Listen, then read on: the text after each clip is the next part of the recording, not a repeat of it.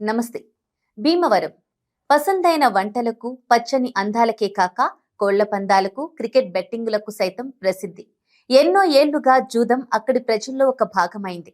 కోళ్ల పందాలతో మొదలై క్రికెట్ బెట్టింగుల నుంచి ఇప్పుడు రాజకీయ మలుపు తీసుకుంది. సరదాగా మొదలైన ఈ పందాలు ఇప్పుడు వారి జీవితంలో భాగమయ్యాయి. అదొక కల్చర్లా వారితో కలిసిపోయాయి. అది ఇప్పుడు ప్రపంచ వ్యాప్తంగా భీమవరం వారు, తెలుగువారు ఉన్న ప్రాంతాలకు విస్తరించి ఇప్పుడు ఏపీలో ఎన్నికలకు సమయం సమీపిస్తోంది. సరిగ్గా ఇదే సమయంలో పందెం రాయుళ్ల జోరు పెరిగింది. ఈసారి ఏపీలో వచ్చేది టీడీపీ జనసేన ప్రభుత్వమేనని, వైసీపీ ప్రభుత్వానికి 50 సీట్లకు మించి రావని భీమవరంలో బెట్టింగ్ రాయుళ్లు పందాలు కాస్తున్నారు. భీమవరం బ్యాచ్ ఇప్పటికే సొంత సర్వే కూడా చేయించినట్లు ప్రచారం జరుగుతోంది. భీమవరం పందెం రాయుళ్లు ఎలక్షన్ బెట్టింగ్లు 1000 కోట్ల రూపాయలు దాటవచ్చని అంచనా వేస్తున్నారు. అందుకే వారంతా కలిసి అత్యంత పగడ్బందీ సర్వే చేయించుకున్నారని, ఆ సర్వేలో జగన్ పార్టీకి 60 ఎమ్మెల్యే సీట్లకు మించి రావని తేలిందని సామాజిక మాధ్యమాల్లో వైరల్ చేస్తున్నారు. భీమవరం బెట్టింగ్ బ్యాచ్ తెలంగాణ ఎన్నికల సమయంలోనూ ఇలాగే బెట్టింగులు నిర్వహించింది.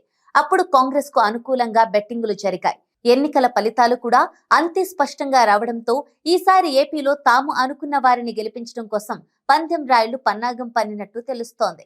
జగన్ మీద వ్యతిరేకంగా ఉన్న కొందరు టీడీపీ జనసేన గెలుస్తుందని పందెం కాస్తున్నట్టు, దానినే వైరల్ చేసి కూటమి గెలుస్తుంది అనే సంకేతాలు ప్రజల్లోకి పంపేలా ప్లాన్ చేస్తున్నట్టు విశ్లేషణలు వినిపిస్తున్నాయి. వైసీపీకి వచ్చే సీట్ల విషయంలో రూపాయికి 5 రూపాయలు కాయడానికి కూడా కొందరు ముందుకు వస్తున్నారు. అలాగే జనసేనకు 15కు పైగా వస్తాయని 1-2 రూపాయలు ఇవ్వడానికి పందెం రాయుళ్లు జోరు చూపిస్తున్నారు. అలాగే ఎంపీ సీట్ల విషయంలోనూ భారీగా బెట్టింగులు జరుగుతున్నట్లు సమాచారం. భీమవరంలోని మాస్టర్ గేమ్ బెట్టింగుల వెనుక ఉన్నట్టు రాజకీయ వర్గాల్లో చర్చ జరుగుతోంది. రాజకీయ పార్టీకి దూరమై ఆ పార్టీపైనే విమర్శలు చేసే ఓ నేతకు అన్యాయం జరిగిందని క్షత్రియులు ఈ తరహా ప్రచారం సాగిస్తున్నట్టు కొన్ని విశ్లేషణలు వినిపిస్తున్నాయి. జిల్లాల వారీగా పార్టీలకు సంబంధం లేకుండా ఓ పార్టీ గెలుపు కోసం ఈ బెట్టింగులు సాగుతున్నట్టు స్పష్టమవుతోంది. ఒక్క ఆంధ్రాలోనే కాకుండా తెలంగాణ, ఇతర రాష్ట్రాల్లోనూ భీమవరం బెట్టింగ్ టీం బెట్టింగులు నిర్వహిస్తున్నట్టు తెలుస్తోంది. తెలంగాణలో కాంగ్రెస్ 10 స్థానాలు సాధిస్తుందని, దేశం మొత్తం మీద కాంగ్రెస్ కు 70 సీట్లకు మించి రావని రూపాయికి 2 రూపాయలు బెట్టింగ్ కాస్తున్నట్టు కొందరు బెట్టింగ్ రాయుళ్లు, వారి అనుచరులు నేరుగా ఫోన్ చేసి మరీ చెబుతున్నారు. ఇదే సమయంలో బీజేపీకి 300కు పైగా సీట్లు వస్తాయని బెట్టింగ్ రాయుళ్లు ఘంటాపదంగా చెబుతున్నారు. అయితే ఇంత జరుగుతున్నా ఏ పార్టీ వీటిని పట్టించుకోవడం లేదు. ఏ ప్రభుత్వం పట్టించుకోవడం లేదు. బెట్టింగులు రాజకీయ ప్రభావం చూపే పరిస్థితి ఉన్నా 3 పార్టీల వాళ్ళు ప్రస్తుతానికి ఈ వ్యవహారంలో సైలెంట్ గానే ఉంటున్నారు. వాస్తవానికి గతంలో పార్టీల అభిమానులు బెట్టింగ్లు పెట్టుకునేవారు. తమ అభిమాన నేత, అభిమాన పార్టీ గెలుస్తుంది అని బెట్టింగ్లు పెట్టేవారు. ఈ బెట్టింగుల వలన ఆస్తులు పోగొట్టుకున్న వారు ఉన్నారు. అయితే ఇప్పుడు బెట్టింగుల తీరు మారిపోయింది. ఓ పార్టీకి అనుకూలంగా బెట్టింగులు నిర్వహించే పరిస్థితి వచ్చింది. ఇప్పుడు వీటికి భీమవరం కేర్ ఆఫ్ గా మారింది. ఇప్పుడు భీమవరం కేంద్రంగానే ఏపీలో పాలిటిక్స్ జోరు సాగుతోంది. ఒకవైపు బెట్టింగ్లు భారీగా సాగుతున్నా పోలీసులు, సంబంధిత శాఖలు పట్టించుకోవడం లేదని రాజకీయ విశ్లేషకులు అంటున్నారు. ఇప్పటికే భీమవరం బెట్టింగుల గురించి మా ఛానల్ కు ఫోన్లు చేసి చెబుతున్నారు. అంటే ఏ రేంజ్ లో బెట్టింగులు సాగుతున్నాయి అనేది అర్థం చేసుకోవచ్చు. ఈ బెట్టింగ్ల వెనుక ఎవరు ఉన్నారు, ఎవరి గెలుపు కోసం చేస్తున్నారు అనే దానిపై విచారణ చేస్తే నిజానిజాలు తెలుస్తాయి. దీనిపై ప్రభుత్వం కూడా పట్టించుకోవాల్సిన అవసరం ఉంది. రఘురామకృష్ణంరాజుకి అవమానం జరిగింది అని ఆయన వర్గం అధికార పార్టీకి వ్యతిరేకంగా కూటమి గెలుపు కోసం కృషి చేస్తోందని అంటున్నారు. పార్టీలు సాధించే సీట్లే కాక వ్యక్తిగతంగా కూడా ఏ నేత ఎక్కడ గెలుస్తారు, ఎంత మెజారిటీతో గెలుస్తారు అనే దానిపై బెట్టింగులు సాగుతున్నట్టు తెలుస్తోంది.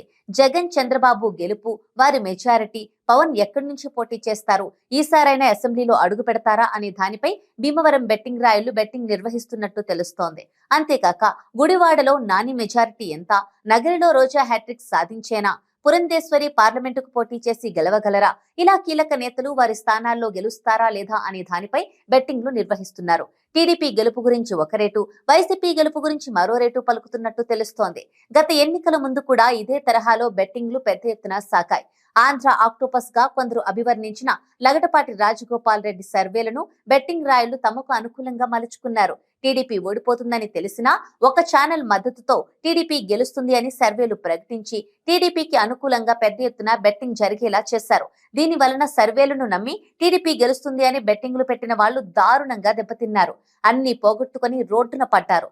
ఎన్నో కుటుంబాలు నాశనమయ్యాయి. కొందరు ఆత్మహత్యలు చేసుకున్న ఘటనలు జరిగాయి. అయితే బెట్టింగ్ మాఫియా మాత్రం భారీగా లాభపడింది. ఈసారి కూడా అలాగే మీడియాలో టీడీపీ వస్తుందని చెబుతూ బెట్టింగ్లను ప్రోత్సహిస్తున్నట్టు పరిస్థితి కనిపిస్తోంది. అలాగే టీడీపీ వస్తుందని కొందరు, వైసీపీ వస్తుందని కొందరు కన్ఫ్యూజ్ క్రియేట్ చేస్తున్నారు.